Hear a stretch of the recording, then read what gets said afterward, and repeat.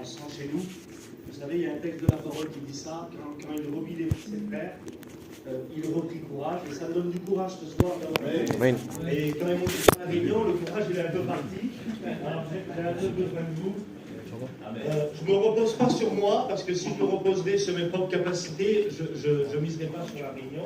Mais j'ai appris à me reposer sur lui. Amen. Et parce que je sais qu'on se repose sur lui, alors je sais que la réunion, ça va être bon. Amen. Vous savez, il y a des temps qui sont mis à notre disposition et qu'on doit saisir ces temps. Parce qu'il y a des temps qui commencent, mais un temps qui commence, c'est automatiquement un temps qui finit. Et puis je sais que dernièrement, Tomino nous a parlé de ce local, que vous avez des créneaux horaires.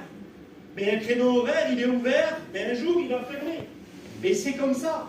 L'évangile que nous annonçons, un jour, une sentence était sur nous, et elle allait nous frapper, et Dieu, dans toute sa grâce, a figé ce temps-là, et a ouvert un créneau. Amen. Et c'est le créneau de la grâce. Et c'est pour ça que des locales sont ouverts, des frères sont appelés, des missions sont faites, des hommes vont aux écoles bibliques, renoncent à tout pour prêcher la parole de Dieu, pour que Dieu, dans toute sa grâce, sauve des âmes, encourage des chrétiens. Et c'est ça la parole de Dieu. Amen. Tu as des problèmes, tu as des difficultés, t'en peux plus, personne ne sait ce que tu vis, personne n'a une solution pour toi. C'est peut-être ton cas ce soir. Et j'aimerais te dire que c'est vrai, personne n'a la solution, mais lui, mais lui, il a la solution. Écoutez, vous prenez le premier texte de la parole de Dieu, vous le connaissez, ça parle de la création de la terre. Et la Bible, elle dit ça. Au commencement, Dieu créa les cieux et la terre. Écoutez ce qu'il est dit. La terre était informe et vide. Il y avait les ténèbres sur toute la surface. Écoutez, si on fait un petit peu le bilan des deux lignes du verset, excusez-moi si je crie fort, mais je sais, ça ne dérange pas les frères espagnols, je sais, vous ne criez pas, je ne peux pas le mettre à votre niveau. Mais il dit qu'il y avait, c'était vide, c'était informe, et il y avait les ténèbres sur toute la surface. Mais quelle vilaine situation! Savez-vous qu'il y a des vies comme ça, informes, vides, ténèbres, lourds, sans aucune solution, sans aucun moyen vers qui se tourner, des problèmes qui nous dépassent, des problèmes qu'on voudrait fuir, mais on ne peut pas, parce que c'est notre cœur qui est dans le problème. Comment faire? Vers qui se tourner? Vers qui s'adresser? Les garanties familiales ne peuvent rien, les garanties financières ne peuvent rien, les plus grands docteurs ne peuvent rien. Face à l'angoisse, face à la dépression, avec le respect que je vous dois, face au lien de la drogue, face à l'alcool, face au vilain caractère, face au deuil, face aux problèmes familiaux, ça nous dépasse. Mais la Bible, elle dit ça. Mais l'Esprit de Dieu était au-dessus. Amen. Mais l'Esprit de Dieu était au-dessus. Au-dessus de quoi? Plus haut que ce plafond, plus haut que le ciel, dans les cieux, des cieux qui ne peuvent le contenir. Dieu est au-dessus. Et quand lui penche ses regards, quand les situations sont pleines d'angoisse, pleines de ténèbres, lui, il a la solution. Amen. Alors Dieu, dans toute sa grâce, met des créneaux horaires et il tend sa main et propose son amour, propose son aide. Et voilà pourquoi tu es là ce soir. C'est possible pour toi. Amen. Amen. Tu crois que c'est que possible pour les autres? Tu écoutes les vies transformées, tu te dis, mais est-ce que c'est possible pour toi? Je me suis posé cette question un jour. J'étais devant la porte de chez moi et j'étais en train de pleurer sous la pluie. Et je pleurais, j'en pouvais plus de ma vie à 23 ans. J'étais rempli d'angoisse, rempli de timidité. J'arrivais à parler à personne. Mon foyer qui était à peine commencé était déjà détruit. Deux petits dans mon camping. J'avais rien. Aucune aide financière, aucune aide familiale. J'étais seul. Mais au-dessus, il y avait Dieu. Amen. Et la prière qu'elle a fait ma compagne, là, elle a dit, Seigneur, juste un mot, viens faire quelque chose pour nous. Et puis un frère s'est arrêté, il m'a dit, tu viens avec moi à la réunion. Et puis je suis monté dans cette voiture, je ne sais pas pourquoi, Dieu était derrière toute chose. Je suis rentré dans une réunion, je me suis mis au fond là-bas. Et j'ai fait cette prière-là dans mon cœur, je dis, si tu as quelque chose pour moi, montre-moi-le ce soir. Écoutez, il est rentré quelque chose dans mon cœur. Un impact dans mon cœur. Et ce qui était vide s'est rempli.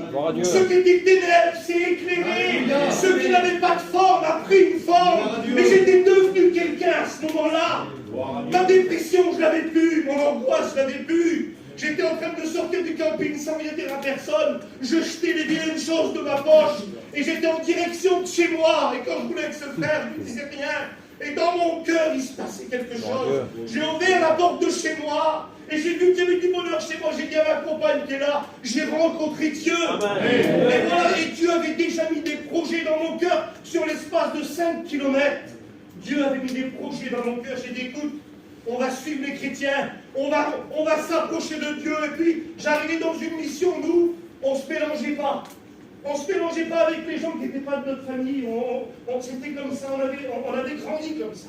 On se méfiait de tout le monde, on faisait attention. Et puis là, me voilà avec des gens que je ne connaissais pas. Ma compagne rencontre le Seigneur, on est baptisé du Saint-Esprit. Dieu nous appelle au service, et qu'aujourd'hui on prêche l'évangile. C'est possible aussi pour toi. Alléluia. C'est possible pour toi. Pourquoi? Parce que la Bible, elle dit ça. Et c'est de lui qu'on parle. Le livre de Daniel, au chapitre 2 et au verset 21, on ne parle pas, comme il a dit, des hommes. Les hommes prennent trop de place parfois. Mais malheureusement, quand la solution nous dépasse, les hommes ne sont pas là. Mais lui, écoutez, celui qui change les temps et les circonstances. Amen. Lui, peu importe la situation, il est à la hauteur de changer la situation. Amen. Écoutez, on prend l'évangile de Marc. Les gens qui sont là vont vivre une expérience qu'ils ne sont pas habitués de vivre. C'est l'histoire de la tempête. Vous connaissez l'histoire. Et puis ils sont là. Et puis la Bible dit que le soir étant venu, les vents vont commencer à souffler. Les vents vont commencer à souffler, mais dans la barque, là, c'est des pêcheurs de métier. Et puis écoutez, c'était un phénomène climatique. On avait l'habitude de voir un petit peu de vent, un petit peu de vague sur un lac. Rien de méchant. Il n'y avait rien de méchant. Il a parlé de la pêche dernièrement dans sa prédication. Ils étaient habitués de partir pêcher, que ça bouge un petit peu. Alors, on se relève un peu nos manches, on fait face à certaines situations. Et puis nous, on est comme ça, en vrai. On a un petit problème familial. Financièrement, on met la main dans la poche. On demande de l'aide un peu à nos familles. On s'arrange, on ne se laisse pas dans le besoin. Il y a un petit problème pour motiver quelqu'un. On arrive à faire certaines choses. Mais il y a des situations qui nous dépassent, frères et sœurs, amis. Il y a des situations qui nous dépassent. On en a perdu à cause des situations qui nous ont dépassés. Il y a des situations qu'on ne peut pas contrôler. Et il ne faut pas les contrôler. On ne peut rien faire. Et puis là, les disciples qui sont là dans la barque, ils sont en train de comprendre que ces vents-là sont plus forts que les autres. Que cette situation-là, elle est plus intense que les autres. Mais il y a des situations qui se lèvent peut-être dans ta vie où tu te dis, cette situation qui se lève, elle me fait peur, j'ai peur de lui faire face, elle n'est pas comme les autres. Et tu découvres que tu n'as pas les moyens, alors vers qui te tourner? Beaucoup d'hommes, beaucoup de pêcheurs, ils ont dû se regarder entre eux, ils essayent de faire quelque chose, la tempête est un peu forte, je ne peux rien. Qu'est-ce qu'on peut faire face à l'alcool? Quand on a, excusez-moi, avec tout le respect que je vous dois, quand on a un mari, un fils de la famille qui boit, qu'est-ce qu'on peut faire? Quand on a, avec le respect que je vous dois de tout mon cœur, quelqu'un qui est sur l'emprise de la drogue chez nous, qu'est-ce qu'on peut faire? Une fois qu'on a crié, une fois qu'on est à côté de lui pour dormir, une fois qu'on lui donne un médicament, on ne peut rien faire de plus. Quand nos familles sont déchirées par le monde, comment réparer ça? Quand on est angoissé et qu'on sait que notre membre de notre famille souffre de l'angoisse, comment qu'on peut faire? Se tourner vers un cachet, c'est plus les mêmes, il détruit nos familles. Se tourner vers un petit verre pour faire du bien, ça détruit nos familles. Comment faire, frères et sœurs? Ces situations-là, ils nous dépassent. Pourquoi je dis ça? J'en ai dans ma famille et je suis sûr que vous en avez aussi. C'est des situations qui nous font pleurer parfois. Quand on voit ceux qu'on a aimés et que le monde les a pris par l'angoisse et les a rendus informes, vivent et dans les ténèbres et on ne sait plus quoi faire. Et puis là, ils sont là, ils ne savent plus quoi faire. Mais que Dieu soit béni, il y a toujours une solution. Amen. Il y a celui avec eux, il est tout près. Comme il est tout près ce soir, comme depuis beaucoup longtemps, depuis pas mal de temps, il vient vers toi. Il est là et c'est celui qui change les temps et les circonstances. Alors lui, il se lève parce qu'il le réveille, parce qu'il est Seigneur. On est en train de périr. On va mourir, la situation nous dépasse. Alors lui, il se lève. Si tu pourrais dire ça ce soir. Je suis en train de périr. Cette situation-là, elle me dépasse et je ne sais pas comment faire. Je te le promets que lui, il se lève. Alors la Bible dit que lui s'est enlevé. Il menaça les vents et la mer et il dit au vent, silence, tais-toi. Écoutez, on l'a vu nous, là où il y a l'angoisse, là où il y a la dépression, là où les situations nous dépassent, la Bible dit, il y eut un grand calme. Amen. Mais comment c'est possible? Mais juste la même ligne de verset, c'est agité, des gens qui ont peur, c'est la nuit, des tourbillons, des vents, la barque qui se remplit, une situation où on pense qu'on va mourir, et juste après, sur un seul mot, il y eut un grand calme. On a vu dans des foyers où c'était détruit, où l'alcool, la drogue, la dépression, l'angoisse avaient tout détruit. Une réunion, un mot, une prière à Dieu, et tout avait été rétabli. Parce que lui, il change les temps et les circonstances. Il est bien plus haut que les demeures des hommes. Il habite le ciel. Tu sais que ta prière, elle est écoutée de Dieu. Écoutez, je vais vous raconter une expérience, elle m'a béni. Je le sais qu'elle va vous bénir. Mais je voudrais vous dire une chose, la Bible dit ça, c'est dans le livre de l'Apocalypse qui dit ça. Jean, il a la vision, et puis là, il est devant le trône de Dieu, et il voit des coupes d'or qui sont là, ils sont juste devant le trône. Et puis il pose une question, il demande ce que c'est, et l'ange lui répond. Il dit, ce sont à l'intérieur la prière des saints. Il dit qu'ils sont renversés au jour de l'exaucement. Chaque fois que tu pries pour la situation qui te dépasse, elle est devant le trône de Dieu. Et Dieu est là devant son trône. Et puis les anges disent Saint, Saint, Saint l'Éternel. Mais quand toi tu pries, que ce soit dans ta chambre, dans ta voiture, sur ton lieu de travail, dans la Bible dit que lui, il écoute ta prière. Et il veut exaucer. Écoutez l'expérience d'une sœur. Vous voulez l'écouter? Amen. Gloire à Dieu. Excusez-moi si je crie fort. Il y avait une sœur dans la région parisienne. Elle avait un fils qui était, je m'explique, je vous dois, sur l'emprise de la drogue. Et puis ils avaient tout essayé. Ils étaient chrétiens, eux. Et puis ils ont laissé faire le petit sur le prétexte du caractère. Laisse-le, on va essayer de changer un petit peu sa compagnie. Et puis de plus en plus, ils croyaient contrôler les choses. Et puis il arrivait un moment où le petit là, il faisait des crises. Avec le respect que je vous dois, c'était devenu un toxico. Et puis il a voulu se faire du mal, et puis ils l'ont emmené à l'hôpital. Et puis ils l'ont mis dedans une chambre exprès là. Et puis le lendemain, ils ont été vers les docteurs. Et ils étaient à un grand hôpital de Paris. Et puis les docteurs, ils ont fait ce verdict-là. Ils ont dit, écoutez, on est obligé de l'enfermer, on est obligé de le mettre sur médicaments. On est obligé de le garder.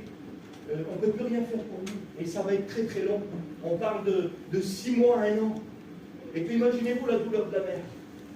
Son fils de 19 ans dans une chambre là. Il allait être sur médicaments. Imaginez-vous l'hôpital que c'était, Domino. Et puis là, elle, c'est une chrétienne. Le mari est juste devant elle, il a la tête baissée, il sort dehors en train de pleurer. Et puis elle s'arrête. Il y a juste un placard à balai sur sa gauche. Elle dit, Seigneur, tu ne peux pas me laisser comme ça. Mais qu'est-ce qui s'est passé? Le Seigneur lui fait comprendre qu'elle a voulu contrôler les choses et qu'elle n'y a pas arrivé. Elle dit, j'ai loupé quelque chose. Et puis elle dit à son homme, elle dit, écoute, on a voulu contrôler les choses, on n'y a pas arrivé. On va le remettre dans les mains du Seigneur. Et lui dit, mais c'est fini. Il ne peut plus rien se passer. Et puis elle est détruite dans son cœur. Mais elle croit encore que Dieu peut faire quelque chose. Écoutez, sur sa gauche, là, il y a un petit placard. Elle ne sait pas ce que c'est qu'un loup. C'est rempli de balais et de produits ménagers. Il y a à peine la place pour prier. Alors elle arrête 2-3 balais. Écoutez, c'est particulier quand même. Et puis elle ferme, elle est dans le noir. Elle met ses 2 genoux par terre. Et elle dit, Seigneur, je t'en supplie, sauve mon petit. Ne le laisse pas comme ça. Je ne peux pas laisser mon petit. Mon cœur est brisé. Je veux que tu sauves mon petit. Et puis écoutez, elle sort du placard à balai, là, et puis vite, mais t'es folle. Et puis elle rentre chez elle. Et puis le lendemain matin, le docteur appelle et dit, madame, il faut que vous veniez. Il faut que vous veniez vite. Elle a dit, il est arrivé quelque chose. Elle dit, monsieur, expliquez-moi, qu'est-ce qui s'est passé? Qu'est-ce qu'il a eu, mon fils? Il a eu quelque chose, je ne peux pas vous expliquer. Mais son mari, il est sur son lieu de travail, elle lui téléphone, elle dit, écoute, il s'est passé quelque chose à l'hôpital. viens vite, faut qu'on va à l'hôpital, il est arrivé quelque chose au petit. Alors lui, il dit, écoute, vas-y vite avec ta sœur, parce que je suis très très loin. Et puis elle arrive à l'hôpital là-bas, et puis quand elle arrive comme ça, elle voit son fils, écoutez, je vous dis détail par détail, son fils debout, avec une canette de coca dans les mains, et il attendait sa mère, il était revenu comme avant la drogue. Et puis le docteur qui est là, il dit, madame, écoutez, on n'a jamais vu ça, on ne sait pas ce qui s'est passé, on n'a pas eu le temps de lui donner les traitements, que son état allait de mieux en mieux. Qu'est-ce qui s'est passé? Elle a dit ces mots-là. Elle a dit, écoutez, j'ai appelé celui qui change les temps et les circonstances.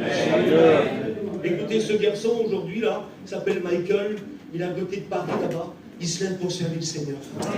Il se lève pour servir le Seigneur.